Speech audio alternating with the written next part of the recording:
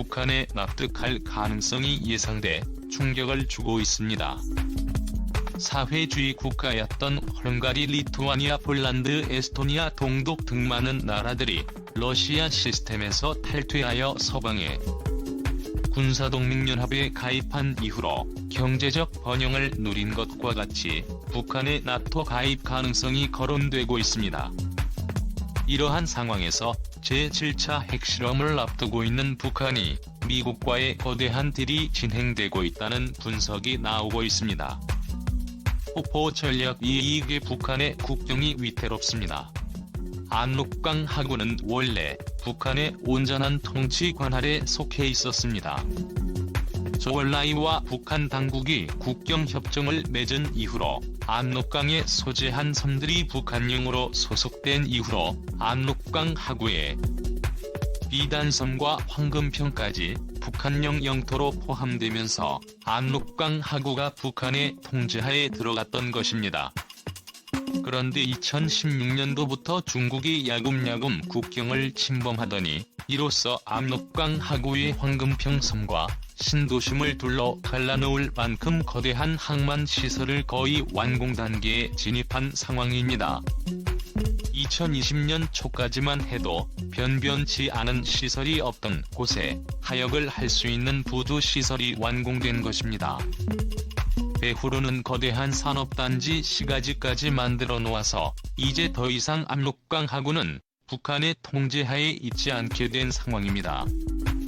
2013년까지는 국제법상의 국경을 잘 지켰으나 시진핑이 집권한 2016년 이후로부터는 아예 북한 국경을 뚫고 공유 수면을 매립하는 식으로 국경을 침범해 간척을 해버린 것입니다.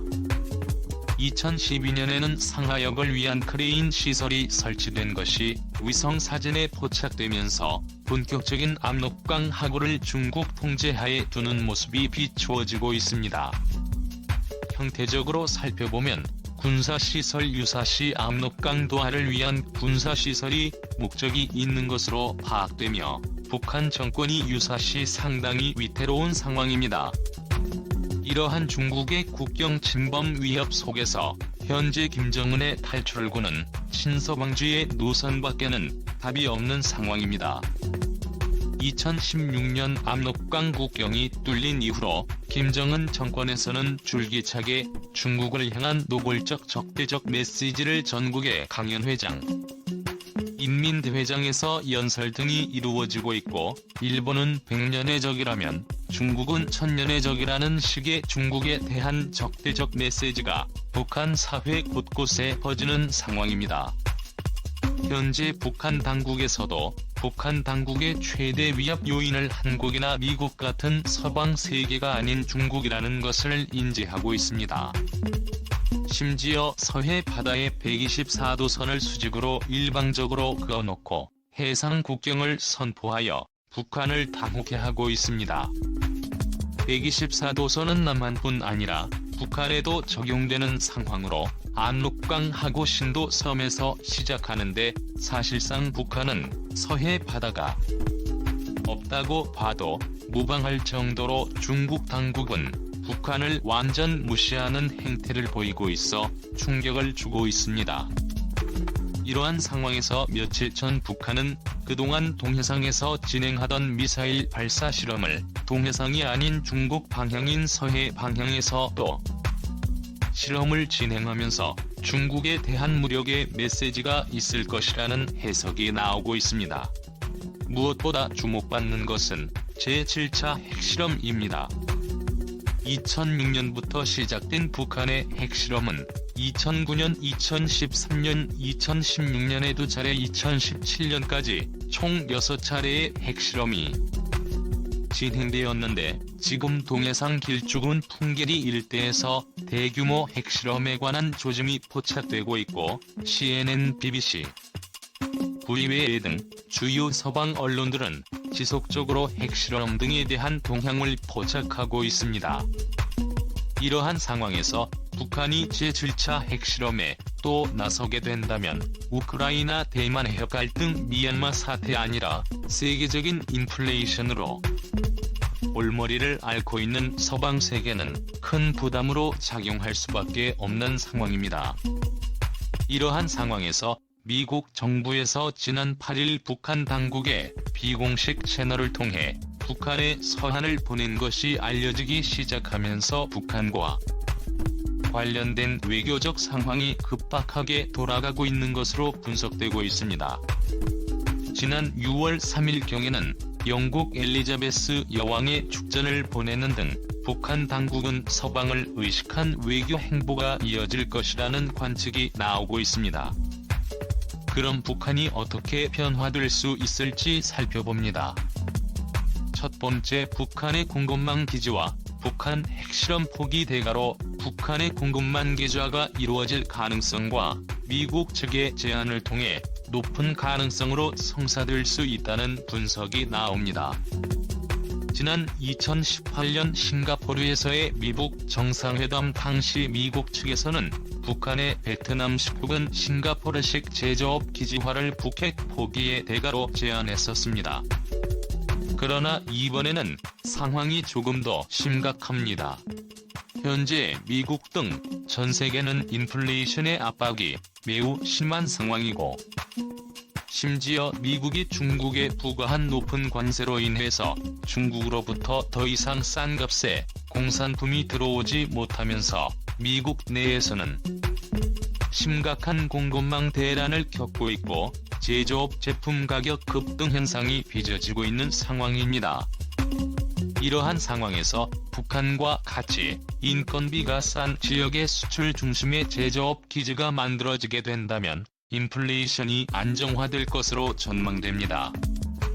현재 경기 침체를 겪고 있던 나토에 가입된 동유럽 국가들인 헝가리, 폴란드, 발트 3국들의 나라들은 이러한 인플레이션으로 인한 제조업 호황의 기류를 타고 발빠르게 제조업 수출 국가로 전환하고 나섰습니다. 이러한 동유럽 국가들 과거 공산권 국가들은 현재의 연평균 경제 성장률이 5%에서 7%가 넘는 높은 경제 성장을 기록할 뿐 아니라 우크라이나에서 대규모 인력들이 유입되면서 경기는 대화론을 기록하고 있는 상황입니다. 이 때문에 북한에서는 두 지역에 대한 공급난 기지화가 유력하게 거론됩니다. 두 번째, 황금평 낮은 듣고 우선 개발. 현재 북한에서 가장 위험한 지역은 휴전선 일대가 아닙니다. 바로 중국과 북한의 접경 지역과 북한 러시아 접경 지역입니다. 만약 북한에서 유사 사태가 발생하게 될 경우 즉각 중국과 러시아가 탱크를 밀고 내려올 가능성이 높고 즉각 친중국 정부를 수립할 가능성이 높기 때문입니다. 현재 북한에서도 이걸 가장 두려워하고 있고 서방에서도 이 부분을 가장 염려하는 부분입니다. 이 때문에 유력한 방안은 압록강 하구의 황금평 특구와 북러 접경의 낮은 특구의 개성공단 방식의 개방이 거론됩니다. 개성공단의 사례와 유사한 방식으로 중국과 러시아 같은 나라들의 참여를 배제하고 북한과 한국, 미국 3자 간의 경제 특구를 개발하여 수출 중심의 제조업 기지를 조성하여 우선적으로 중국과 러시아가 남하하지 못하도록 막는 것이 시급합니다. 당초 황금평이 중국 자본이 투입돼 경제 특구로 개발될 뻔했으나 북핵 사태로 무산된 상황이지만 미국이 주도하는 경제 특구 개발이 이루어지게 된다면 압록강을 중심으로 긴박하게 돌아가는 중국의 위협에 대응할 수 있을 것으로 보입니다. 세 번째, 황금평 낮은 삼지연 미군 기지 유치와 북한 나토 가입. 미국의 공급망을 제공할 공업단지가 북중 접경인 황금평 북러 접경의 낮은 그리고 삼지연 일대에 각각 공업 특구 그리고 관광 특구가 개발이 이루어지게 되면 세 지역을 중심으로 민항 항공편이 즉각 신설되게 됩니다. 그뿐 아니라 황금평 낮은시와 같은 해안지역은 항만이 새로 닫히게 되면 미군 부대 주둔 가능성이 열리게 됩니다.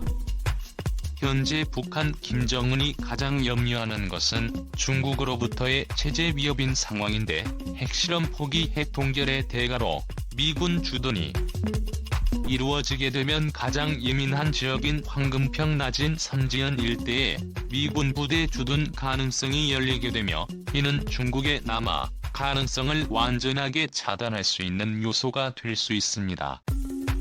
상황이 이렇게 되면 북한은 완전한 친서방 국가로 자리 잡게 되는데, 북한의 개혁 개방을 전제로 아시아의 진출을 바라고 있는 나토에 북한이 가입하게 될 수 있습니다. 한국은 최근 나토 사이버 강의 센터의 가입을 시작으로 아시아 최초의 나토 산하기구 정식 가입 연도가 되었는데, 북한 지역이 개방된다면 나토군의 유치를 통해서 중국과 러시아군의 남하를 막을 수 있습니다. 네 번째, 모나코 혹은 리히텐슈타인 모델을 바라는 김정은. 현재 김정은은 엘리자베스 의원뿐 아니라 데니스 로드먼이나 기타 서방 측유명 인사들과 엉뚱하게도 다양한 친분 관계를 가지고 있습니다. 특히 엘리자베스 여왕과 같은 왕정에 김정은은 깊은 관심을 가지고 있고, 스위스 유학 시절 스위스와 같은 속국은 스위스인건 독립적 국가를 유지하는 모나코나 리히텐슈타인과 같은 왕정 제재 국가들을 살펴봤습니다. 이러한 나라들은 넓은 영토를 포기하는 대가로 체제의 유지, 특히 원조의 유지를 인정받은 대신 왕국의 모든 보물을 가지고 도시 국가 혹은 소규모 국가 체제를 유지하며 작은 나라를 만든 사례들입니다. 김정은은 스위스 유학 시절부터 이러한 소규모 왕정 국가 체제에 깊은 흥미를 가졌을 것으로 추측되며, 평양이나 원산과 같은 지역에 이러한 속국 체제를 꿈꾸고 있다는 분석이 나오고 있습니다. 김정은은 더 이상 북한 전 지역을 통치할 흥미와 힘을 잃어가고 있습니다. 오직 체제 유지 신변의 안전을 바라고 있는 상황 가운데 미국과의 빅딜을 통해서 자신의 신변 보장을 할 수 있는 작은 영토 모나코 리히텐슈타인과 같은 지역을 원하고 있다는 분석이 나오며, 그 유력한 지역은 해안가를 끼고 있는 원산의 갈마 일대, 평양 일대가 될 수 있다는 분석이 나옵니다. 모나코 시국의 경우 왕정 체제가 유지되는 세계에서 전 작은 도시 국가인데, 주요 국가의 수입원이 카지노 산호 아름다운 해변 경관을 활용한 F1 경기 대회를 통한 관광 수익입니다. 원산의 경우 이러한 모나코가 가능할 것으로 관측되며, 김정은도 원산에서 태어났다는 이유로 원산의 대대적인 호화 별장과 고급 아파트 시설과 리조트 시설이 대거 조성되고 있습니다. 최근 김정은은 평양 원산에 공을 들이는 만큼 북한 전용터의 서구화 및 민주화 개혁 개방을 전제로 평양이나 원산 일대에 모나코와 리히텐슈타인과 같은 소국가를 모델로 한 새로운 시스템이 제안됩니다. 제7차 핵실험을 앞두고 우크라이나 사태로 필요해진 서방 세계는 한반도의 정치적 안정을 바라고 있는 상황이며, 한국의 체제로 북한의 흡수병합을 원하고 있는 상황입니다. 김정은은 스위스 유학 시절부터 서방 문화에 깊은 관심을 가졌던 인물인 만큼 서방 세계에서 큰 기대를 했으나, 북한 내 인권 등의 상황이 개선되고 있지 않아 깊은 우려를 낳고 있습니다. 만약 미국이 북한과의 빅딜을 이뤄내게 된다면 세계적인 인플레이션 위기뿐 아니라 한반도의 통일까지 예상해 볼 수 있을 것으로 전망됩니다. 국토전략TV 오늘은 이것으로 마칩니다. 시청해 주셔서